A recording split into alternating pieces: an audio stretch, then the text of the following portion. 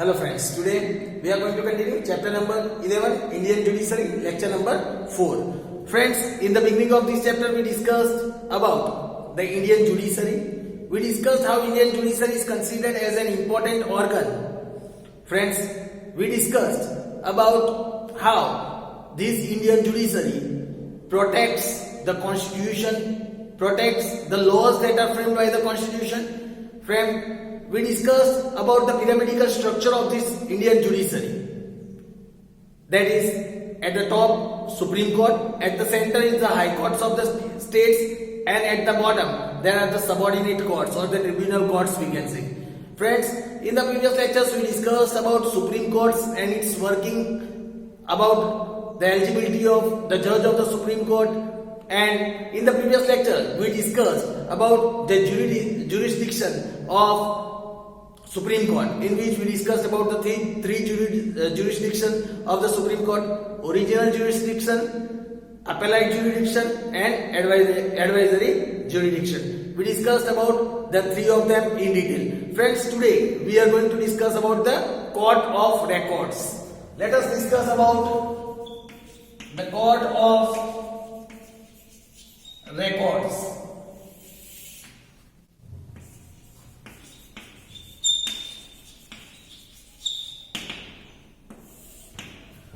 Now about the Court of Records, here it is said,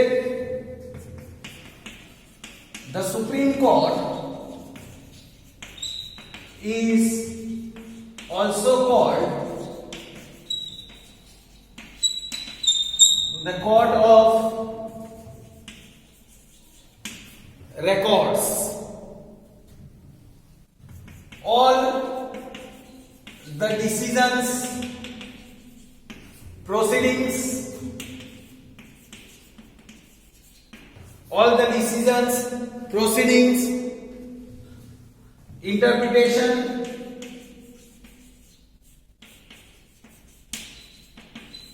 of the Supreme Court,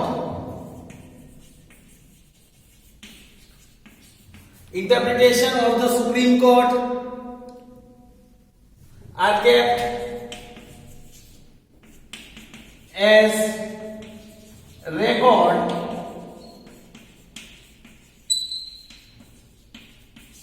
in the Supreme Court, are kept as record in the Supreme Court. It is all kept as a record with it. These records are extremely important. These records are extremely important for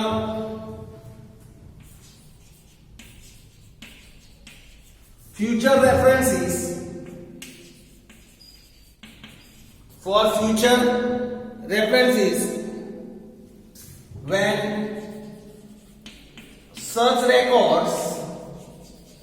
when such record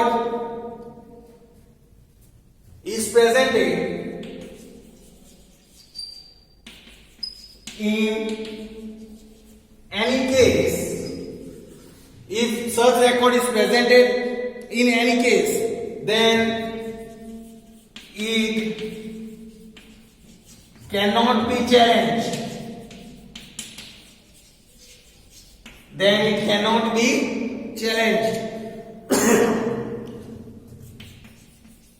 Any individual or court who does not show respect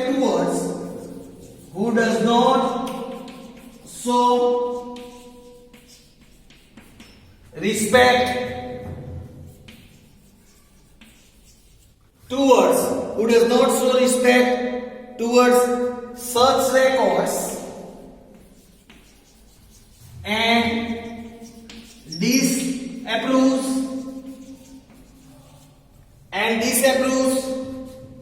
them can be punished. That court or individual can be punished if anyone they do not show respect or they disapprove such kind of records. So friends, this was the information about the court of the records. Now let us discuss about the introduction of High Court. Introduction of High Court. Now friends,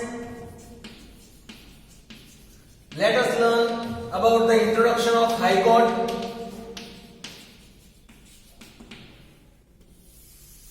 After learning about Supreme Court, friends, now let us learn about the High Court.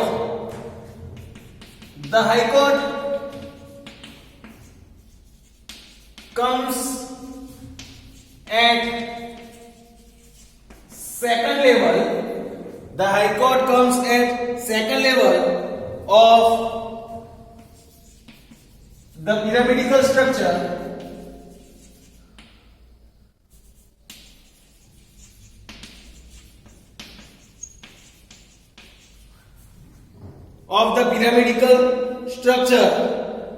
under the Supreme Court.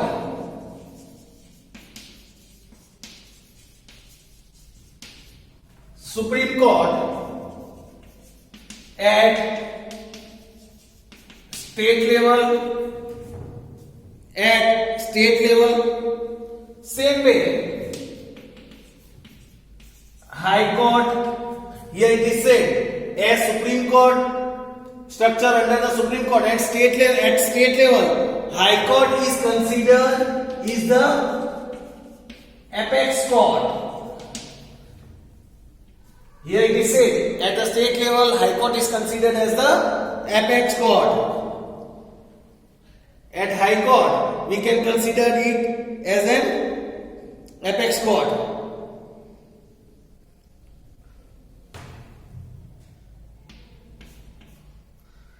Then, here it is said, as per the provision of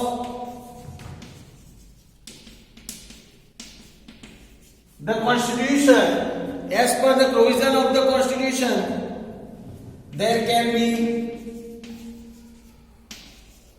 one High Court. There can be one High Court per state. There can be one High Court per state. However, the President has the power. The President has the power to form one common High Court,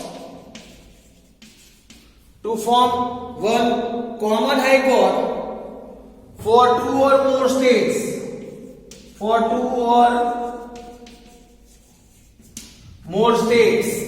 This power is with the President. For example, if we take the example, there is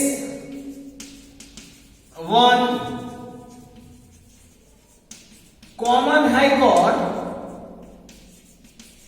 for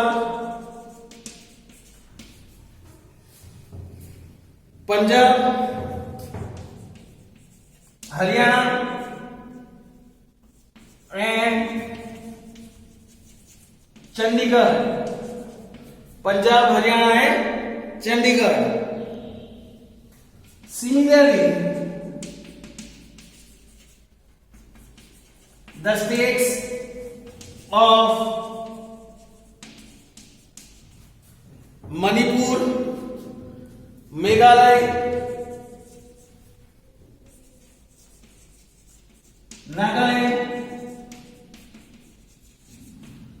Nagaland, then Tripura, Mizoram and Arunachal Pradesh and and Arunachal Pradesh fall under the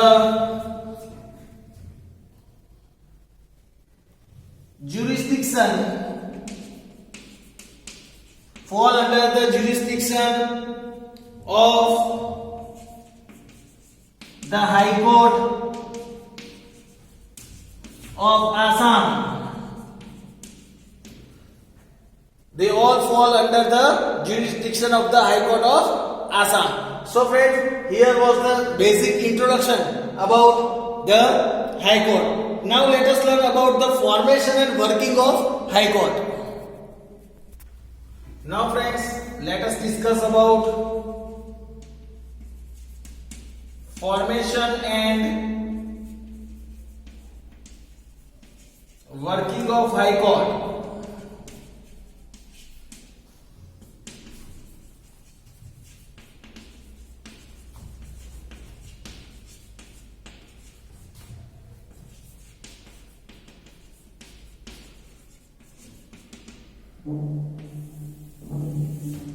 Formation and the working of High Court. Now, in that, let us start with the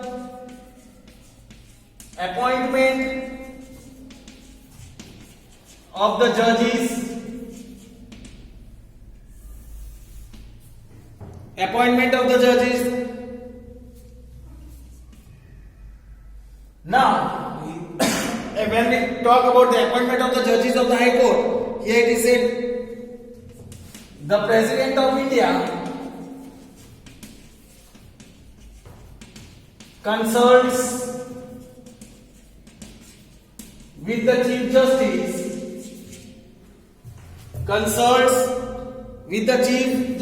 of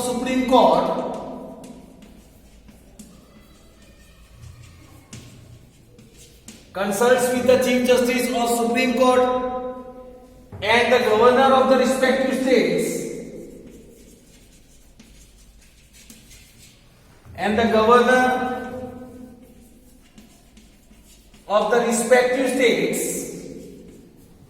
also governor is contacted to appoint the Chief Justice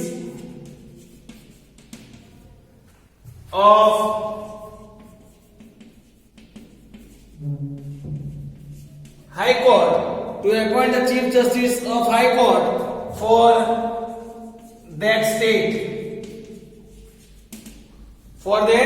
state. The Chief Justice of the High Court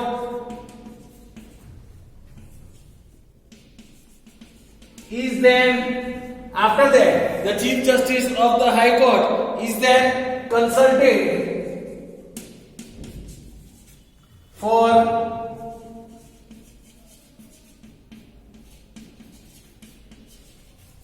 appointing other judges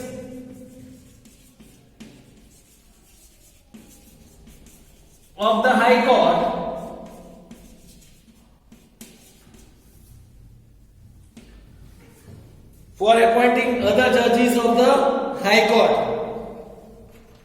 Then the President is the representative of Prime Minister and the Cabinet of Minister and the Cabinet of Ministers. Hence, only the President can appoint the Chief Justice, that too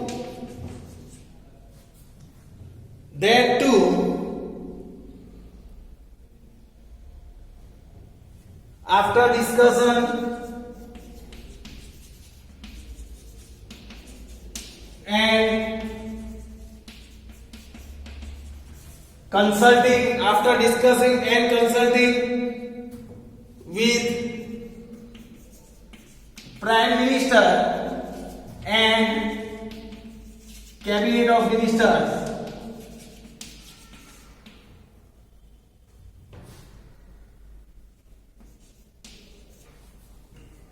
That too after discussing and consulting the Prime Minister and Cabinet Ministers.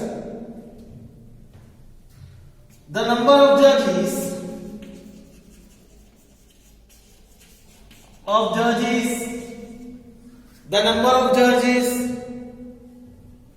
is not the same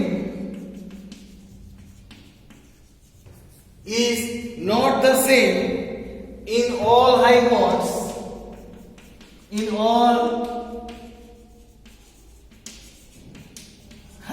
of India. The number of judges are not equal in all the high courts of India. Here it is said that if the president feels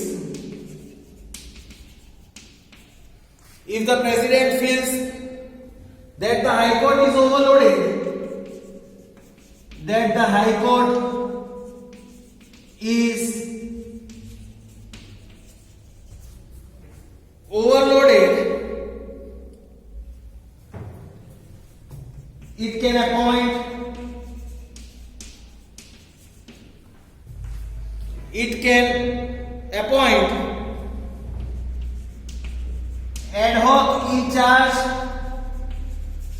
it can appoint ad hoc in charge judges for a period of 2 years. President can appoint ad hoc judges in charge for a period of 2 years if the president feels that their work of the High Court is overloaded. Now number B, tenure and the removal of judges. Now let us discuss about the tenure and the removal of judges. The judge of the High Court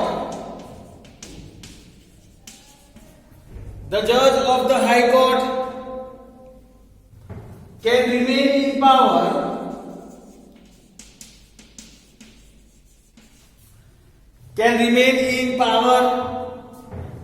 till the age of 62 years.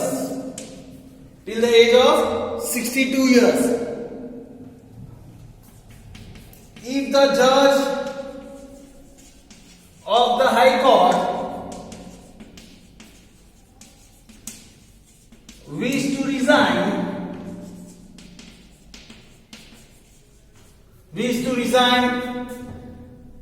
then they can do so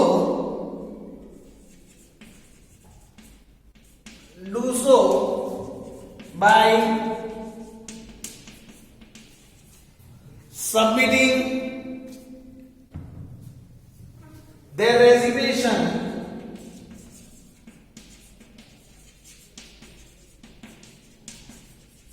to the president.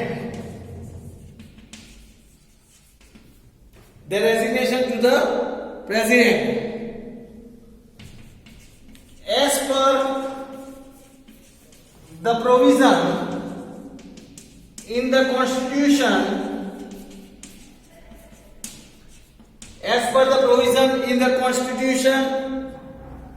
the president can remove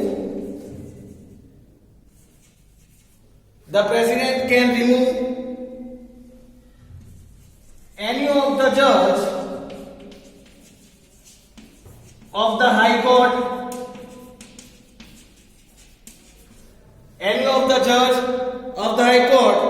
through the process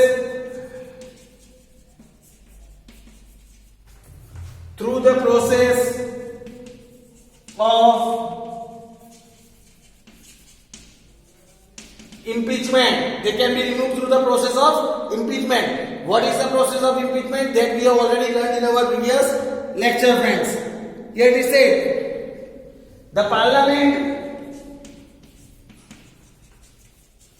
can impeach a judge. The parliament can impeach a judge in case of charge of misconduct or misbehavior of the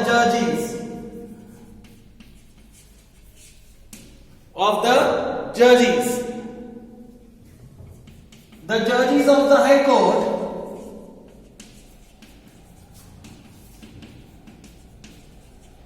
can be transferred. They can be transferred anywhere in India. Anywhere in India. The judges of the High Court can be transferred anywhere in India. So friends, here was the information about the tenure and the removal of the judges. Now let us discuss about the proceeding of the High Court. Now friends, about the proceedings. Let us discuss about the proceedings of the High Court. All the proceedings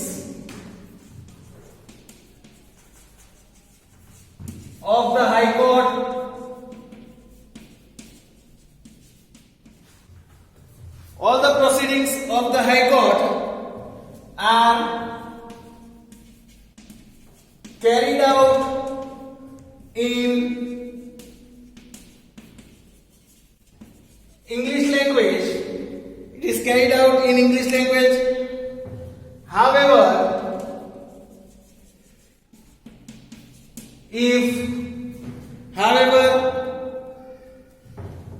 if the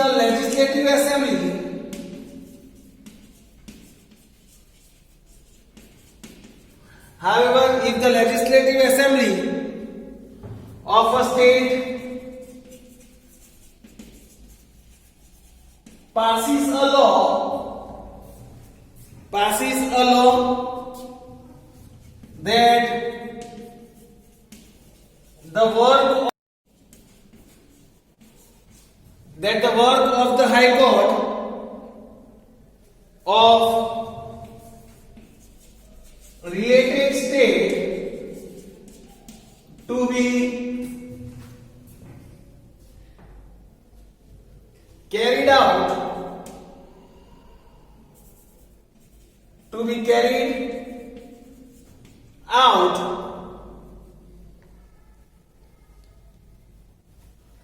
in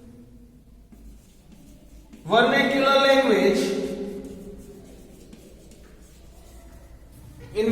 language of the state,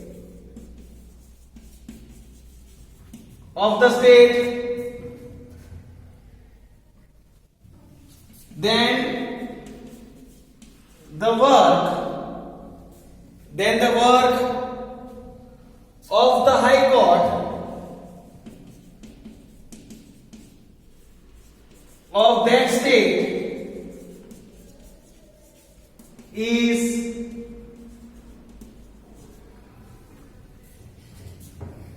carried out in vernacular language of that state. Means the local vernacular language of that state means the local language of that state. So friends, this was the information about the proceeding. Now let us discuss about the eligibility. Now friends, let us discuss about eligibility to become a judge of High Court.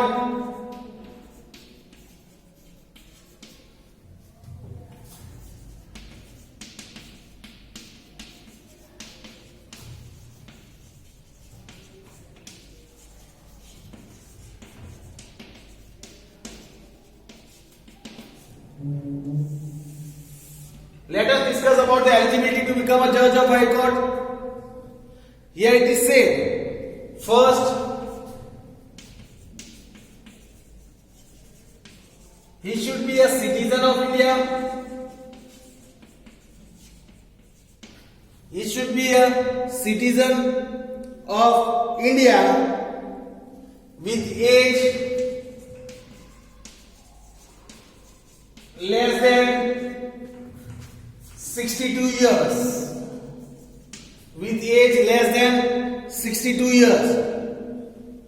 Second, should have served. That person should have served for a minimum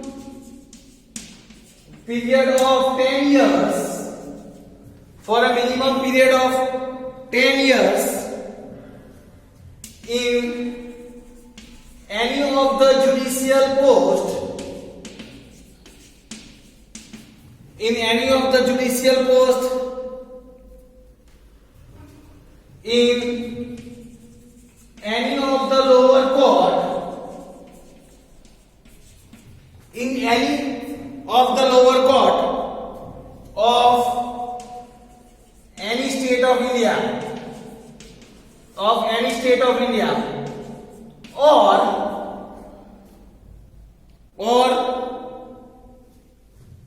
number 3, should have worked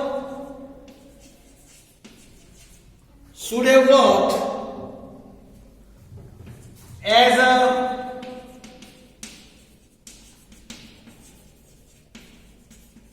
High Court advocate, should have worked as a High Court advocate for at least 10 years, or number 4, should be a distinguished jurist,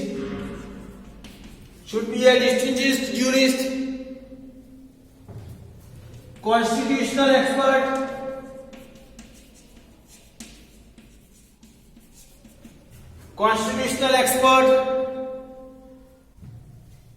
or famous lawmaker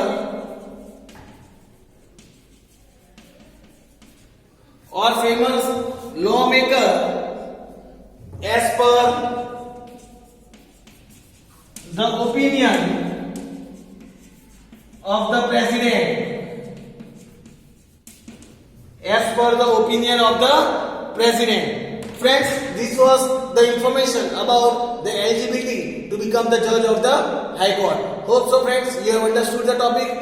We will discuss about the other topic of this chapter in our next lecture. Thank you friends.